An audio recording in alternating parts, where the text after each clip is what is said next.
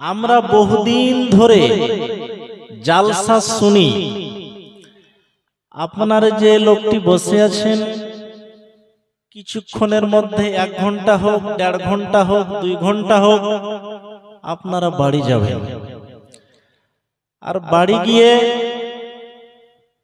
হয়তো আব্বুকে বলবেন কিংবা আম্মুকে বলবেন, মা জালসা গেছিলাম, জালসা শুনে আসলাম। কিন্তু শুধু কি শোনাটাই আমাদের যথেষ্ট? জি না। শোনা থেকে নিয়ে 3টা ধাপ আছে: শোনা, জানা, তারপরে মানা। আপনি যদি না শুনেন তাহলে আপনি জানতে পারবেন না, আর আপনি যদি না জানেন তাহলে মানতেও পারবেন না। এরা আপোষে 3 ভাই: শোনা, জানা, মানা। কিন্তু আমরা শুনি, আমরা বছরে 52টা জুমার খুতবা শুনি, বিভিন্ন রকমের বিষয়বস্তু নিয়ে আলোচনা হয়, আমরা শুনি। কিন্তু যত পরিমাণ আমরা শুনি তত পরিমাণ মানি না। এই যে মানি না, শুধু শুনে নিচ্ছি কিন্তু মানি না। আজকে আমি আপনাদেরকে কয়েকটা কথা জানাশোনা নিয়ে আগে বলি। এই জন্য আল্লাহ রাব্বুল আলামিন কুরআনুল কারীমের ভিতরে সূরা কাফের শেষের দিকের আয়াতে অর্ধেক অংশ আয়াত যে আপনি পরিবেশন করেছি সেটা বলছি। কি বলছেন দেখেন, আমি যে আপনাদেরকে কোরআনের কথা, হাদিসের কথা শোনাবো, তো কাদেরকে শোনাবো? আল্লাহ বলছেন কি? বিসমিল্লাহির রহমানির রহিম। ফাযাক্কির বিল কুরআনি মান ইয়াখাফু ওয়াঈদ।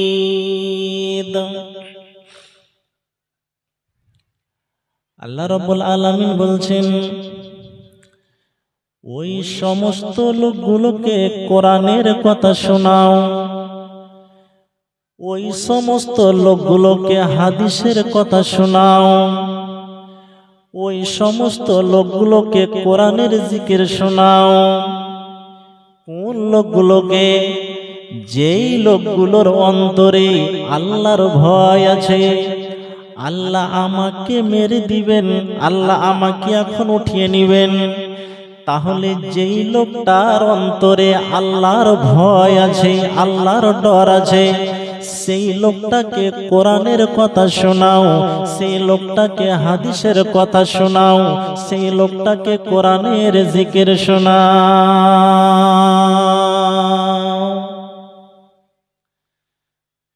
যার অন্তরে আল্লাহর ভয় আছে, যার অন্তরে আল্লাহর ডর আছে, সেই লোকগুলোকে কোরআনের কথা শোনাও, তাহলে লাভ হবে।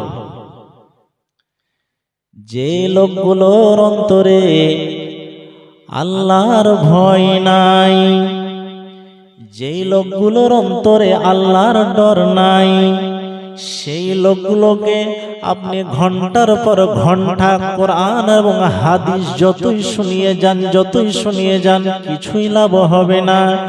কেননা এই জন্য যে একটা 5 কুইন্টাল ওজনের মহিষের সামনে যদি আপনি সারাক্ষণ বিন বাজান, বাঁশি বাজান, তো মহিষ যেমন গা লড়ে না, ভয় করে না, সেই রকমই আপনি যদি যতক্ষণ পর্যন্ত এই লোকগুলোকে ওয়াজ নসিহত করিয়ে যাবেন, কিন্তু আল্লাহর যদি ওর অন্তরে ভয় না থাকে, তাহলে ওয়াজ নসিহত করে কোনো লাভ হবে না।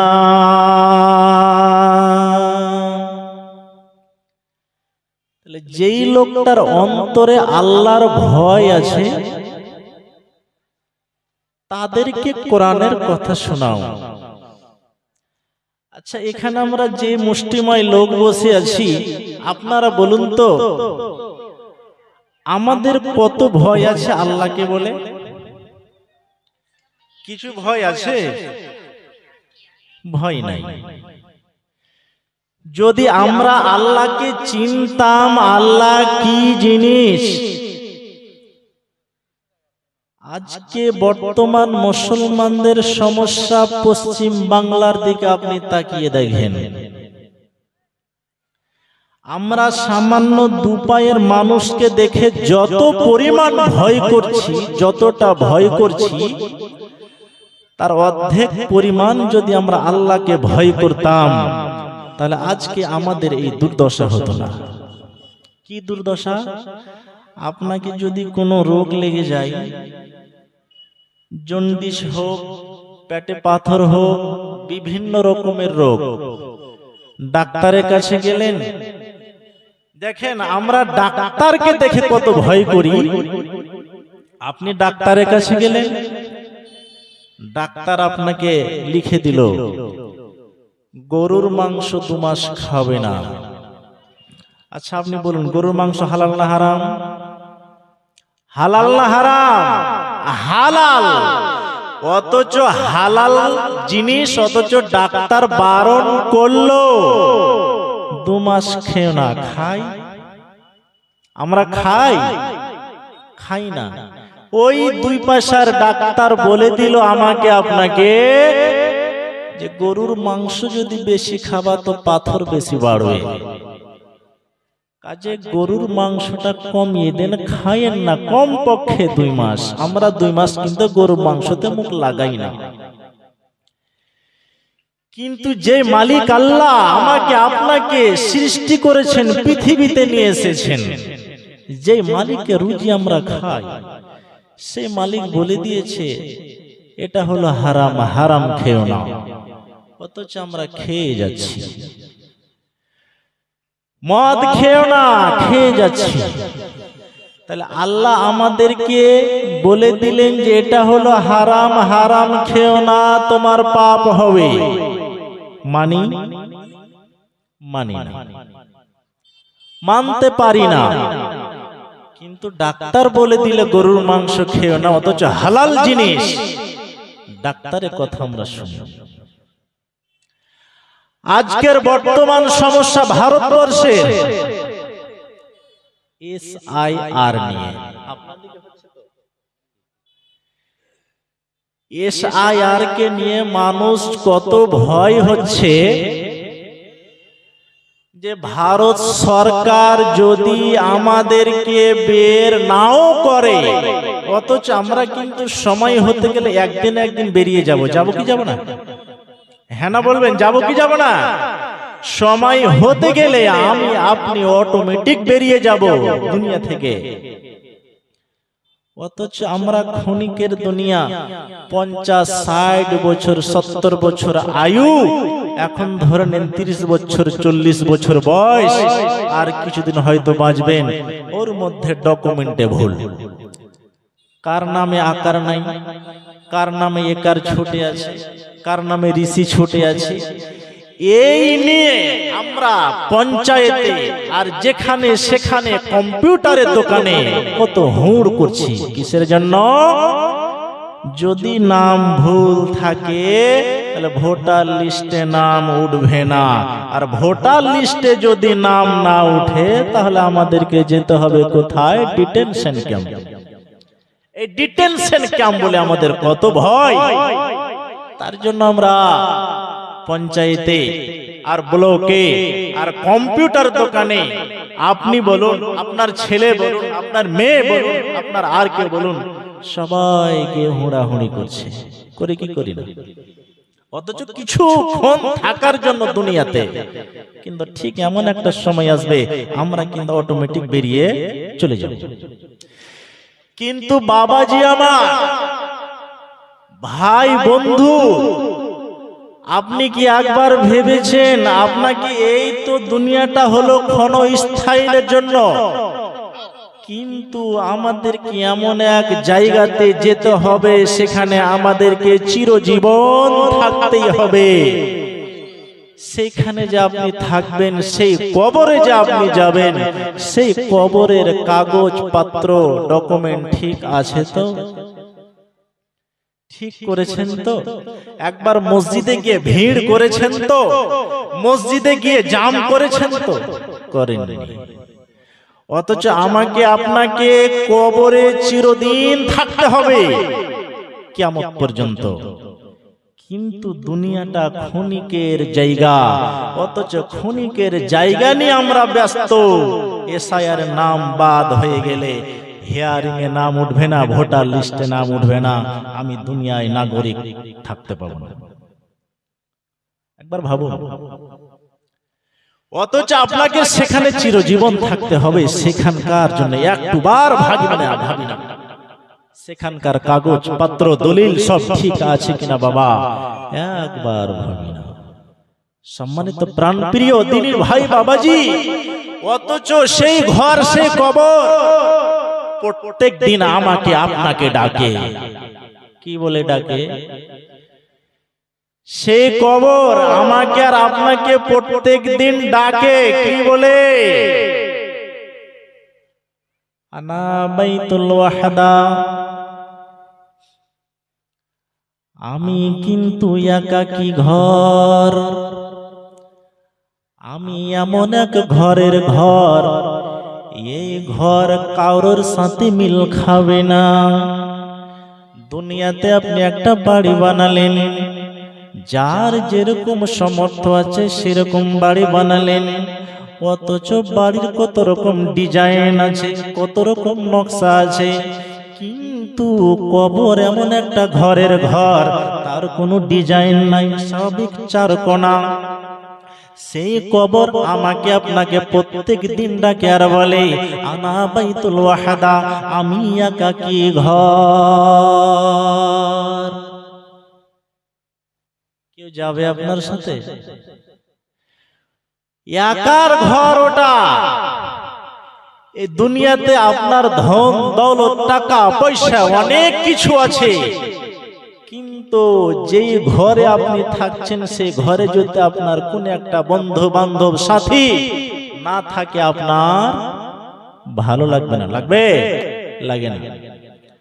তারপরে কবর প্রত্যেক দিন ডেকে বলছেন কি, আনা বাইতুদ্দুদ, আমি এমন একটা ঘরের ঘর, আমি হলাম পোকামাকড়ের ঘর, আমি হলাম সাপ বিচ্ছুর ঘর।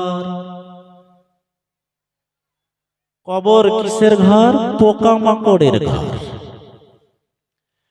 কবর হলো সাপ বিচ্ছুর ঘর, অথচ সেখানে আমাকে আপনাকে থাকতে হবে চিরদিন। সেখানকার জন্য আমরা একবার ভাবি না, একবার আল্লাহকে ডাকি না। আর সামান্য দুনিয়াতে কিছুদিন থাকার জন্য আমরা কত পেরেশানি করছি, কত না ঝামেলা করছি। তারপরে কবর প্রত্যেক দিন ডেকে বলে কি, আনা বাইতুল খুবরা, আমি কিন্তু একটা অপরিচিত ঘর। কবর কি পরিচিত ঘর? না, কবর অপরিচিত ঘর। সে কবর কাউকে চিনে না। কবর ধন বালাকে চিনে না, পয়সা বালাকে চিনে না। যারা আটলল্লিকে বাস করছে তারা কেউ চিনে না।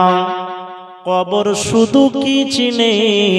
কবর শুধু ঈমান আর আমল চিনে, আর কিছু কবর চিনে না।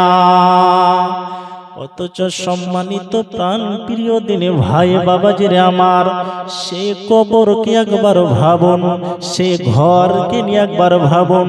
এ ক্ষণিকের দুনিয়া নিয়ে আমরা যতটা পেরেশান হয়ে আছি, একবার যদি আমরা কবরকে নিয়ে ভাবি, একবার যদি আল্লাহকে নিয়ে ভাবি যে আল্লাহ কি জিনিস, তাহলে আমাদের আজকে এই দুর্দশাটা হতো না।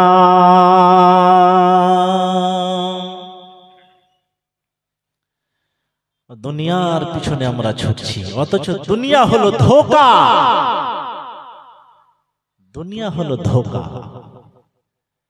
পাপ করছেন, পাপ করে আপনার সময়কে নষ্ট করে আপনার জীবনটাকে, যৌবনটাকে নষ্ট করছেন। সম্মানিত প্রাণ প্রিয় দিনে ভাই বাবা জীবন আমার, আল্লাহ রাব্বুল আলামিন আমাকে আমাদেরকে যেন সেই কবরের ফিকির করার তৌফিক দেয়। সকলে বলুন আল্লাহুম্মা আমিন। দ্বিতীয় নম্বর যেটা কথা বলছি সেটা হলো এই যে কিয়ামতের পূর্বে মানুষের বিবেক বিবেচনা কেমন থাকবে সেই মর্মে কয়েকটা কথা বলছি, শুনেন। আল্লাহ পাকের রাসূল সাল্লাল্লাহু আলাইহি ওয়াসাল্লাম তিনি বলেছেন কয়েকটা কথা দুঃখ করে। কি বলেছেন? কিয়ামতের পূর্বে আলেম হবে ভ্রান্ত। কথা বোঝার চেষ্টা করবেন ভালো করে। কিয়ামতের পূর্বে আলেম হবে ভ্রান্ত আলেম। ও বলবে এটা ঠিক, ও বলবে ওটা ঠিক, ই বলবে এটা ঠিক নয়, ও বলবে ওটা ঠিক নয়। এক কথায় ভ্রান্ত, ঝামেলা সৃষ্টি করা হবে আলেম। তারপরে নবীজি বলেছেন কিয়ামতের পূর্বে আমার উম্মত হিন্দুদের সাথে মিশে যাবে।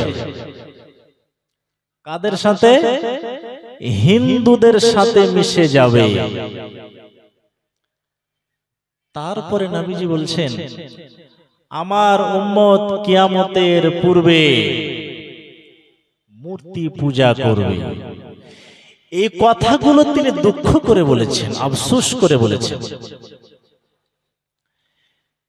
আরো কিছু কথা বলেছেন, তার মধ্যে বলেছেন যে বানি ইসরাইলের দল হবে ৭২ দলে বিভক্ত, আর আমার উম্মত হবে ৭৩ দলে বিভক্ত। তবে সবাই জাহান্নামে যাবে, তবে একটি। তখন আল্লাহ রাসূল দলের কথা বললেন। সাহাবীরা জিজ্ঞেস করে আল্লাহ পাকের রাসূল সেটা কারা? তখন রাসূল বললেন আমি আর আমার সাহাবীরা যেই নীতির উপরে আছি তারাই যাবে জান্নাতে, বাকি জাহান্নামে। এবার দেখেন আমি আপনি কথাগুলোকে মিলান। রাসূল যে বলেছেন আমার উম্মত হিন্দুদের সাথে মিশে যাবে, কিসে? চলনে, বলনে, কথায়, বার্তায়, লেন দেন, খাওয়া দাওয়ায়, পোশাক, টাকা পয়সায়, সমস্ত কিছুতেই আমার উম্মত হিন্দুদের সাথে মিশে যাবে। দেখেন হিন্দুদের মেলা হয়, হয়তো হিন্দুরাও মেলা করে আর আমরা জালসার নামে মেলা করি। বেয়াদবি মাফ করবেন, সংক্ষেপে সারছি। তো হিন্দুদের মেলা হয় আর আমরা মুসলমান জালসাতে মেলা করি। এই স্টেজে একটা ইসলামিক সভা হচ্ছে, একটা মসজিদ কেন্দ্রিক জালসা, হয়তো বছরে একবার। সেই জালসার প্যান্ডেলে লোকের অভাব, আর আপনি দোকান আর পাশারে দেখেন হুড়ে আর হুড়, উহাকে হুড়া মারছে, উহাকে হুড়া মারছে, এইরকম চলছে। তো রাসূল সাল্লাল্লাহু আলাইহি ওয়াসাল্লাম বলেছেন কিয়ামতের পূর্বে মানুষের বিবেক বিবেচনা কেমন হবে। তো রাসূল সাল্লাল্লাহু আলাইহি ওয়াসাল্লাম বলছেন যখন কিয়ামতের পূর্বে মানুষ থাকবে না, সব আগাছা হয়ে যাবে। মানুষ থাকবে বটে, কিন্তু মানুষের বিবেক বিবেচনা বলতে কিছুই থাকবে না। তখন তোমাদের কি হবে? তোমাদের যুগের কি হবে? মানুষ থাকবে বটে, কিন্তু বিবেক বিবেচনা কিছুই থাকবে না। তখন তোমাদের কি হবে? তোমাদের যুগের কি হবে? সাহাবীরা বলেন, ফামা তামরুনি, আল্লাহ পাকের রাসূল আপনি বলুন কি হবে? তিনি অনেক কথা বললেন। বলতে বলতে বলতে বলতে তিনি বলছেন, কিয়ামতের পূর্বে মানুষেরা বাপকে মারবে। এই কথাটা যেমনই বলা, তখন সাহাবীরা বলছেন, কি বলেন আপনি? লাইসালানা উকুলানা, মানুষ যে বাপকে মারবে তখন কি তাদের বিবেক বিবেচনা কিছুই থাকবে না? হিতাহিত জ্ঞান বলে কিছু থাকবে না? রাসূল বললেন, লা, থাকবে না। কিয়ামতের পূর্বে মানুষের বিবেককে আল্লাহ উঠিয়ে নিবেন, জ্ঞানকে আল্লাহ উঠিয়ে নিবেন। ওদের হিতাহিত জ্ঞান থাকবে না, ওদের বিবেক থাকবে না। ওরা একেবারে ঘাস পালার মতো হয়ে যাবে। বিবেক থাকবে না। তখন এর উপায় কি? যদি বাপকে মারে কিংবা পাড়া পড়শিতে মারপিট হবে অত্যন্ত। এরকম যদি সমস্যা হয়, রাসূল বললেন, আলজিম বাইতাক, খবরদার বাড়ি থেকে বের হবে না প্রয়োজন ছাড়া। বাড়ি থেকে তুমি যখনই বের হবে তখনই তোমার ঈমান বিক্রি হয়ে যাবে, ঝামেলা সৃষ্টি হয়ে যাবে, অথচ তুমি বাড়ির ভিতরে থাকো। তারপরে নবীজি বললেন, ও আলজিম লিসানাক, জুবানটাকে বন্ধ করে থাকো, প্রয়োজন ছাড়া কোনো কথা বলিও না। সাহাবীরা বললেন, আল্লাহ পাকের রাসূল, যদি আমরা বাড়ির ভিতরেই থাকি এবং জুবানটাকে বন্ধ করে থাকি, তারপরে যদি পাড়ার লোকেরা, মহল্লার লোকেরা আমাদের উপর আক্রমণ করতে আসে, মারতে আসে, তাহলে আমরা কি করব?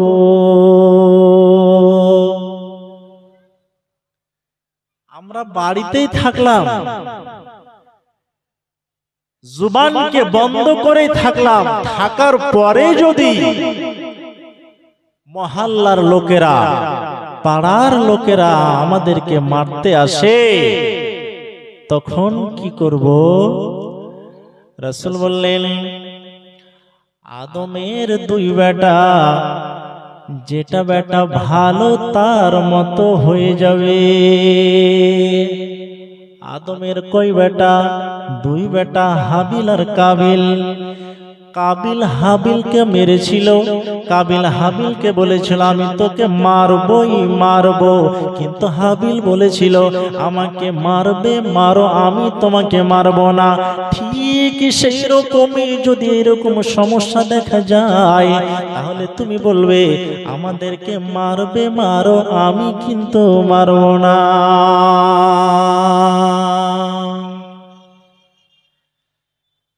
আদমের দুটা বেটা, যেটা বেটা ভালো সেটার মতো হয়ে যায়।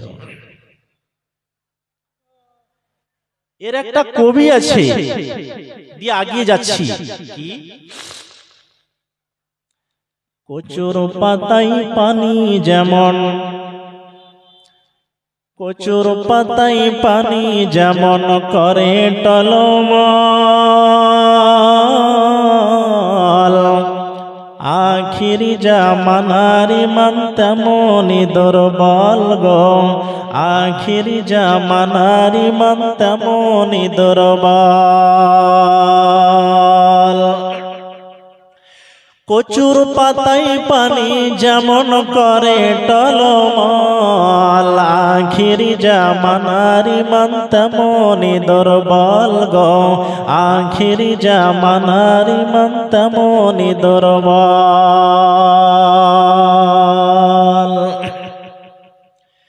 দয়ার নবী হাদিসেতে, দয়ার নবী হাদিসেতে করিয়াছেন বায়ান।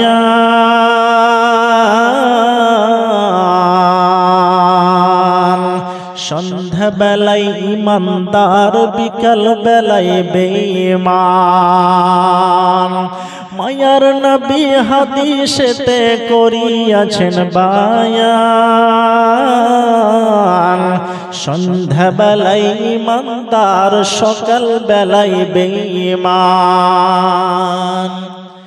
ওরা শুনবে কানে, দেখবে চোখে, ওরা শুনবে কানে, দেখবে চোখে, বুঝে ওরা বুঝবে না। পশু থেকে অধম হবে, মানুষ রূপে থাকবে না। আর ধর্মটাকে করবে মনে, ধর্মটাকে করবে মনে, ওরা যে ফুটবল। আখিরি জামানার ইমান তেমনি দুর্বল গো, আখিরি জামানার ইমান তেমনি দুর্বল। কচুর পাতায় পানি যেমন করে টলমল, কচুর পাতায় পানি যেমন করে টলমল। আখিরি জামানার ইমান তেমনি দুর্বল গো, আখিরি জামানার ইমান তেমনি দুর্বল।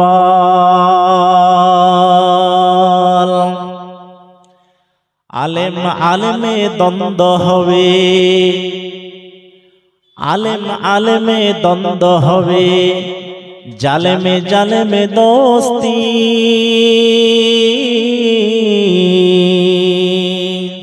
বিদ্যা সেদিন উঠে যাবে, জালেম দিবে শাস্তি।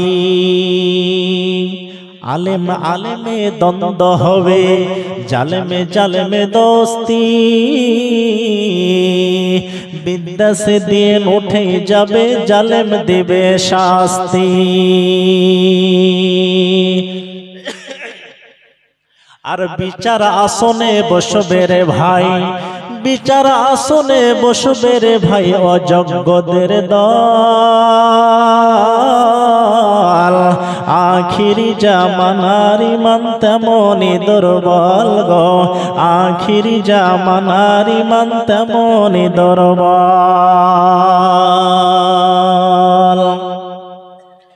সূর্যটাও পশ্চিমেতে উঠে যাবে যখন, তওবা করার দরজা সেদিন বন্ধ হবে তখন। সূর্যটাও পশ্চিমেতে উঠে যাবে যখন, তওবা করার দরজা সেদিন বন্ধ হবে তখন।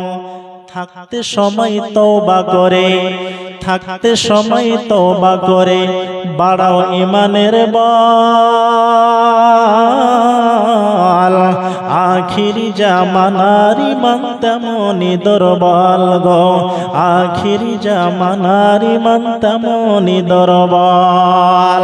কচুর পাতায় পানি যেমন করে টলমল, কচুর পাতায় পানি যেমন করে টলমল।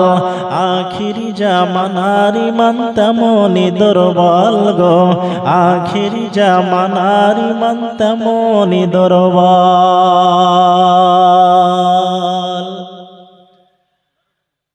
আমাদের ইমান দুর্বল আছে না নাই? দুর্বল। তারপরে রাসূল সাল্লাল্লাহু আলাইহি ওয়াসাল্লাম কি বললেন? কিয়ামতের পূর্বে কি বললেন?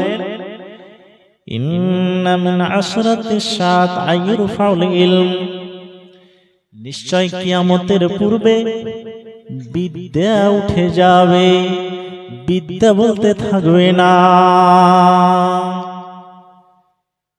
কিয়ামতের পূর্বে বিদ্যা উঠে যাবে। তারপরে রাসূল সাল্লাল্লাহু আলাইহি ওয়াসাল্লাম কি বললেন? ওয়ায়ানজুলাজ জাহাল, মূর্খতা বর্ষণ হবে, যেখানে সেখানে মূর্খকে দেখতে পাওয়া যাবে। ওয়ায়াকসুরান নিসা, এবং নারীদের সংখ্যা বেশি হয়ে যাবে, নারীদের সংখ্যা বেশি হয়ে যাবে। ওয়ায়াকিল্লার রিজাল, এবং পুরুষের সংখ্যা কমে যাবে। কিয়ামতের পূর্বে এই সমস্যাগুলো দেখা দিচ্ছে বর্তমানে হালে হালে।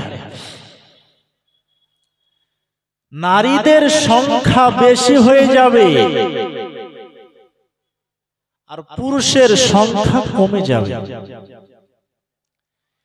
একজন পুরুষের অধীনস্থে থাকবে 50 জন নারী। কি করে থাকবে আল্লাহ রাসূল বলেনি, কিন্তু একজন পুরুষের সঙ্গে 50 জন নারী থাকবে। তারপরে রাসূলুল্লাহ সাল্লাল্লাহু আলাইহি ওয়াসাল্লাম কে বললেন ওয়ায়াকসুরা শারবুল খামর, কিয়ামতের পূর্বে নেশাদার দ্রব্য পান করা বেশি হয়ে যাবে।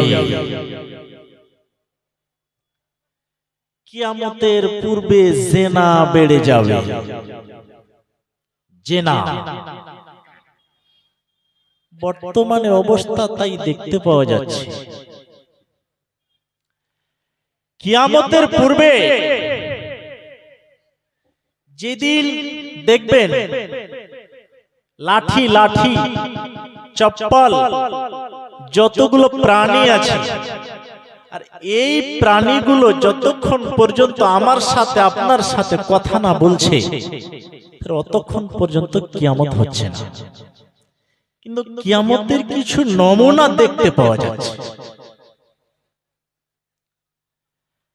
সাহাবীরা আপসের মধ্যে আলোচনা করছে, আপসের মধ্যে আলোচনা করছে। আলোচনা করতে করতে আল্লাহ পাকের রাসূল গেলেন। আল্লাহ পাকের রাসূল গিয়ে জিজ্ঞেস করেছেন, ও সাহাবীরা তোমরা কিসের আলোচনা করছো? সাহাবীরা বললেন, আল্লাহ পাকের রাসূল আমরা কিয়ামত সম্পর্কে আলোচনা করছি। রাসূল বললেন, যতদিন পর্যন্ত তোমরা 10টা না দেখছো অতদিন পর্যন্ত কিয়ামত কায়েম হবে না। যতদিন পর্যন্ত 10টা না দেখছো অতদিন পর্যন্ত কিয়ামত হবে না।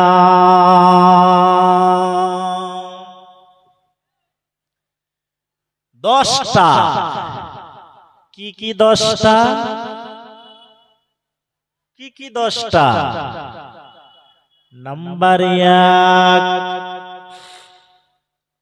1 নম্বরে বললেন, পূর্ব দিক থেকে আকাশ জুড়ে ধোঁয়া বের হবে। এটা যতক্ষণ পর্যন্ত দেখতে না পাওয়া যাবে অতক্ষণ পর্যন্ত কিয়ামত হবে না।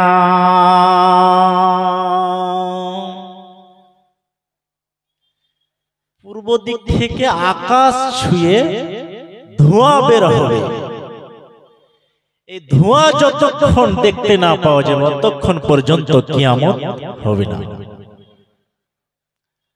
নাম্বার 2,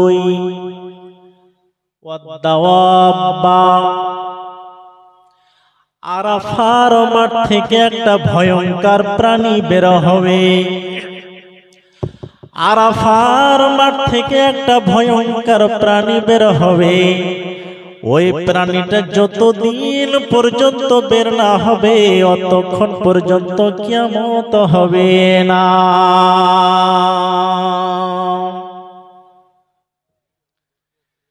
দুই নম্বরে,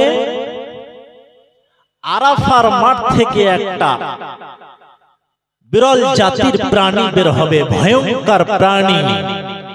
সেই প্রাণী যতক্ষণ পর্যন্ত বের না হবে অতক্ষণ পর্যন্ত কিয়ামত হবে না। নাম্বার 3, নুজুল ঈসা। ঈসা আলাইহিস সালাতু ওয়াস সালাম আসবেন। সিরিয়ার দামেস্কের শেখ পাথরের মিনারের উপরে 2 জন ফারিস্তাদের মাধ্যমে সেই সময়তে ইমাম মাহাদি আসরে সালাত আদায় করার জন্য উপস্থিত থাকবেন, অর্থাৎ ইকামত দেওয়া হয়েছে এরকম সময়তে। আর ওই ঈসা আলাইহিস সালাতু ওয়াস সালাম আসবেন দুইজন ফারিস্তার মাধ্যমে। তখন ইমাম মাহাদি বলবে, সাল্লিলানা, আসুন আসুন আপনি সালাতটা আদায় করিয়ে দেন, নামাজটা পড়িয়ে দেন। তখন ঈসা আলাইহিস সালাতু ওয়াস সালাম বলবেন, না না, আপনি হলেন সম্মানী মানুষ, আপনি হলেন সম্মানী মানুষ, আপনি নামাজ আদায় করিয়ে দেন।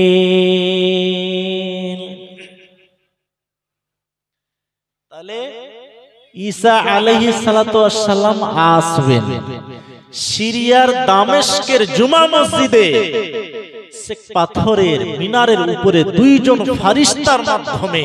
আর ওই সময়তে আসরের সালাত আদায় করার জন্য ইমাম মাহাদি প্রস্তুত উপস্থিত থাকবেন। তাহলে ঈসা আলাইহিস সালাতু ওয়াস সালামের সময়ে থাকবে ইমাম মাহাদি, আর ইমাম মাহাদির সময়ে থাকবে ঈসা আলাইহিস সালাতু ওয়াস সালাম। তারপরে বলছেন সালাসাতুন খুসুফিন, তিনটা ভূমিকম্প হবে। পশ্চিম দিকে একটা ভূমিকম্প হবে, একটা পূর্ব দিকে ভূমিকম্প হবে, একটা আরবের মধ্যস্থানে ভূমিকম্প হবে। তিন জায়গাতে তিনটি ভূমিকম্প হবে। তারপরে বলছেন ওয়াজুজ ও মাজুজ, ইয়াজুজ ও মাজুজ আসবে, খুরুজ ও দাজ্জাল, এবং দাজ্জাল আসবে।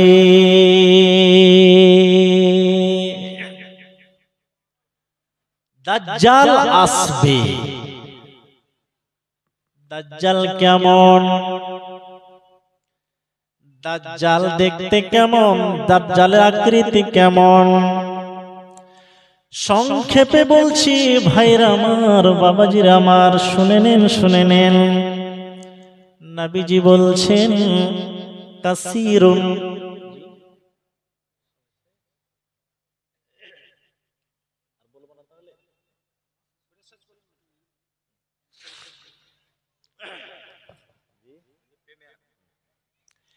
কাসীরুন, দাজ্জাল দেখতে সাইজ হবে ছোট। আফহাজ, দাজ্জালের পা গুলো হবে লম্বা লম্বা। জাদুন, দাজ্জালের চুলগুলো হবে কোকড়া কোকড়া।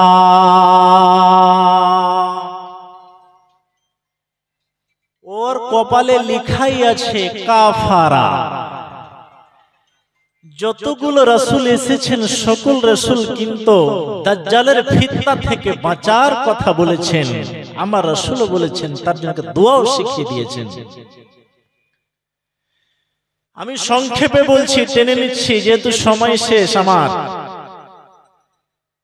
দাজ্জাল আসবে।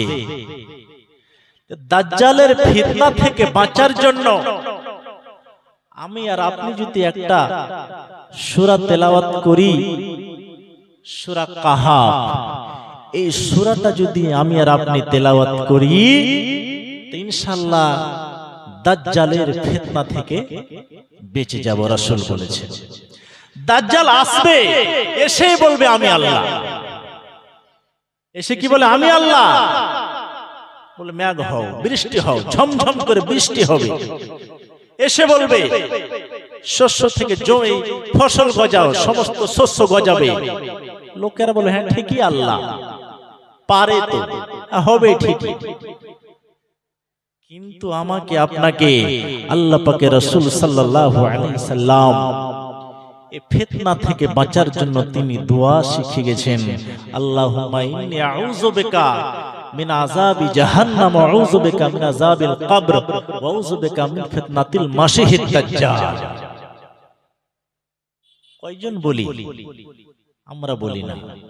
সম্মানিত প্রাণপ্রিয় দিনী ভাই বাবা জীবনের আমার, আল্লাহ যেন আমাদেরকে সে দাজ্জালের ফিতনা থেকে বাঁচার তৌফিক দেয়। আল্লাহ যেন সেই দাজ্জালের ফিতনা থেকে আমাদেরকে বাঁচায়। সকলে বলুন আল্লাহুম্মা আমিন।